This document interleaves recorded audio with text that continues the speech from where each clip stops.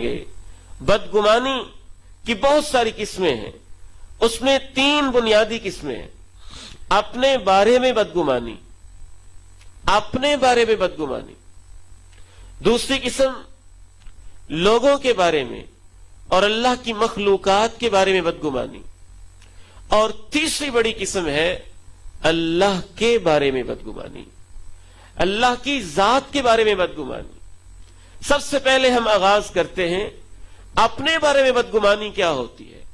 آپ میں اللہ نے صلاحیت رکھی ہے، سکل رکھی ہے، مہارت رکھی ہے، آپ کو اللہ رب العزت نے دنیا میں بھیجا ہے، انسان بنایا ہے، اشرف المخلوقات بنایا ہے، اور آپ اپنے اوپر اعتماد ہی نہیں کرتے کہ میں بھی کوئی کام کر سکتا ہوں۔ ہر وقت گلے، ہر وقت شکوے، یوں محسوس ہوتا ہے جیسے انسانوں کے دل میں۔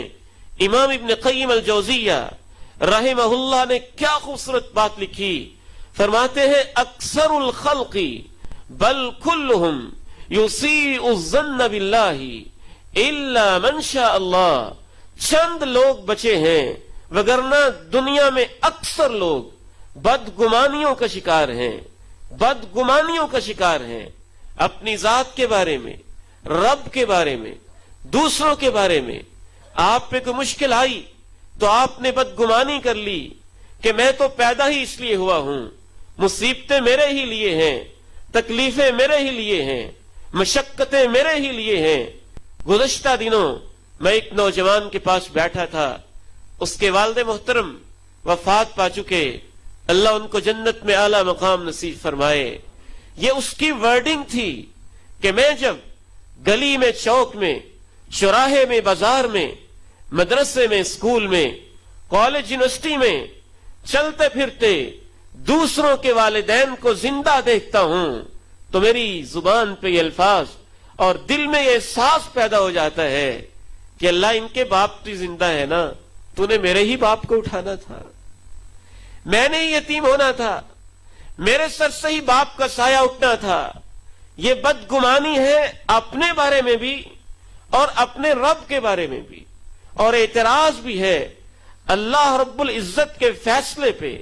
ایسا انسان زندگی میں کوئی عظیم کام نہیں کر سکتا، ایک قدم اٹھاتا ہے، دوسرا قدم پیچھے آتا ہے، کبھی ایک سٹیپ لیتا ہے، 10 سٹیپ پیچھے آتا ہے۔ اسے اپنی ذات کے اوپر اللہ رب العزت کے بعد کوئی اعتماد نہیں، اپنے آپ کو سب سے زیادہ قابل رحم سمجھتا ہے، سب سے زیادہ مفلوق الحال سمجھتا ہے۔ اس کی زبان پہ ہمہ وقت شکوے جاری ہوتے ہیں۔ یاد رکھیے گا دنیا کے سارے کام آپ کی سوچ پہ ڈیپینڈ کرتے ہیں۔ قربان جائیے ہمارے پیارے نبی صلی اللہ علیہ وسلم نے تو بات ہی ختم کر دی، انما الاعمال بالنیات، تمام اعمال کا دار و مدار نیتوں پر ہوتا ہے۔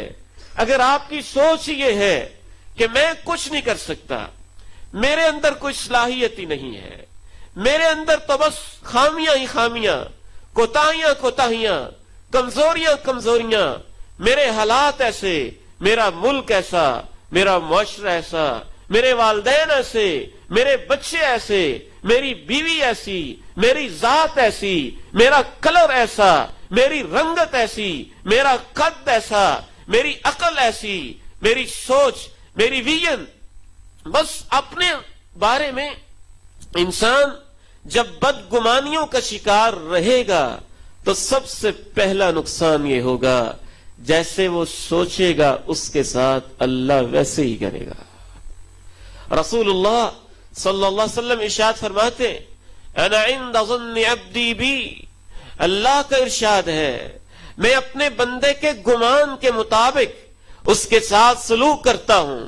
ان ظن خیرا، اگر وہ اچھا گمان رکھتا ہے، فلہ، تو اچھا ہی ہوتا ہے، وَإِن ظَنَّ شَرًّا، اگر برا گمان رکھتا ہے، بدگمانی رکھتا ہے، فَعَلَيْهِ، تو پھر بھی ویسا ہی ہوتا ہے جیسا وہ گمان رکھتا ہے۔ رسول اللہ صلی اللہ علیہ وسلم نے تو اس طرح کے الفاظ بھی استعمال کرنے کی اجازت نہ دی۔ لا يقل احدكم خبثت نفسی، یہ نہ کہا کرو میں بڑا پلید، میں کچھ نہیں کر سکتا. لاقیست اچھے الفاظ استعمال کیا کرو. تواضع اور چیز ہے، عاجزی اور چیز ہے، مسکنت اور چیز ہے. اپنے آپ کو یہ سمجھنا کہ میں اللہ کے حقیر بندوں میں سے ایک حقیر، کمزور و ناتواں بندہ ہوں، یہ اور چیز ہے. اور سیلف کانفیڈنس کو لوز کر لینا، اپنی ذات پہ اعتماد کو لوز کر بیٹھنا، زبان پہ ہر وقت شکوے جاری رہنا، یہ بالکل ایک مختلف چیز ہے. ایک کہانی سے یہ بات واضح ہوگی. جب آپ اپنی ذات کے بارے میں، رب کے بارے میں، کائنات کے بارے میں، لوگوں کے بارے میں بدگمانی کے مریض ہو جاتے ہیں، یہ چھوٹی سی چیز نہیں ہوتی. بدگمانی پھر آپ کے ارادوں کو بدلتی ہے، بدگمانی آپ کے بیہیویئر کو بدلتی ہے، بدگمانی آپ کی عادتوں کو بدلتی ہے، بدگمانی آپ کی ایون کے باڈی کیمسٹری کو بدلتی ہے، آپ کے اعضاء کو بدلتی ہے، آپ کے چال چلن کو بدلتی ہے، آپ کے لہجے کو بدلتی ہے، آپ کے طور اطوار کو بدلتی ہے، آپ کے لائف سٹائل کو بدلتی ہے. مجھے وہ شخص کبھی نہیں بھولتا جس کے بارے میں امام غزالی رحمہ اللہ نے لکھا تھا احیاء علوم الدین میں. فرماتے ہیں ایک شخص ہے اس قدر حالات کا مارا ہوا، دونوں بازو فالج زدہ ہیں، دونوں بازو فالج زدہ ہیں، ٹانگوں سے محروم ہے، کوڑ کا مریض ہے. بیماری اتنی شدت کی ہے کہ جسم کی چمڑی اور سکن اوپر سے جھڑ جھڑ کے گرنا شروع ہو چکی ہے. پوچھنے والا پوچھنے آتا ہے کیا حال ہے، کیسا فیل کرتے ہو؟ ٹانگوں سے محروم، دونوں بازو فالج زدہ، کوڑ کا مریض اور چمڑی بھی تکلیف میں کہ گوشت بھی جھڑنا شروع ہو چکا ہے. کیا ہوتی ہے اچھی گمان والی ایک عظیم خوبی؟ جواب دیتا ہے اللہ کا بڑا احسان، بڑا شکر، بڑا فضل. پوچھنے والا پوچھتا کس چیز کا احسان؟ ٹانگیں ہیں نہیں، بازو فالج زدہ ہیں، کوڑ کے تم مریض ہو، اور جسم کا جو ٹکڑے گوشت بچا ہے وہ جھڑ رہا ہے. شکر کس بات کا؟ کہتے تم جانتے نہیں ہو اللہ نے میرے دل کو سلامت رکھا ہے. میں کائنات میں غور و فکر تو کر سکتا ہوں، اللہ نے میری آنکھوں کو سلامت رکھا ہے، میں دیکھ تو سکتا ہوں. کہتا اس سے بھی آگے کا شکر یہ ہے کہ اس حال میں بھی میرے لب ہل کے اپنے رب کا شکر تو ادا کر سکتے ہیں نا. زندگی مختصر ہے، یہ تو گزر جائے گی، میں اس بات پہ شکر تو کر سکتا ہوں. ان قبر والوں سے پوچھو، رب العالمین سے اور اس کے فرشتوں سے اتنا کہتے ہیں بس 1 منٹ کی مہلت دے دیں، نہیں تو 1 سیکنڈ کی مہلت دے دیں. اور قبر والے کہتے ہیں اس 1 سیکنڈ میں ہم ایک دفعہ سبحان اللہ، الحمدللہ، لا الہ الا اللہ کہہ کے واپس آ جائیں تو اس 1 سیکنڈ کے اندر کہا ہوا ہمارا یہ ایک جملہ ساری دنیا سے ہمیں پیارا لگتا ہے. اس سے ملتی جلتی کہانی میں نے ایک نان مسلم کی پڑھی جو اس وقت زندہ ہے، موجود ہے، آسٹریلیا کا شہری ہے. اس کو نک وائچچ کے نام سے یاد کرتے ہیں. پیدا ہوا ٹانگیں نہیں تھیں، بازو بھی نہیں تھے، صرف دھڑ تھا، صرف دھڑ. کرالنگ کرتے ہوئے تھوڑا تھوڑا چلنا شروع کیا. اسکول میں ایڈمٹ ہوا، دوستوں نے تانے دیے تم نک اکیلے رہ جاؤ گے، کوئی پوچھنے والا نہیں ہوگا، کوئی فرینڈشپ نہیں کرتا، دوستی کا ہاتھ آگے نہیں بڑھاتا، الٹے یہ اعتراض کرتے ہیں تم اکیلے تنہا رہو گے، تمہارے ساتھ کوئی دوستی نہیں کہے گا.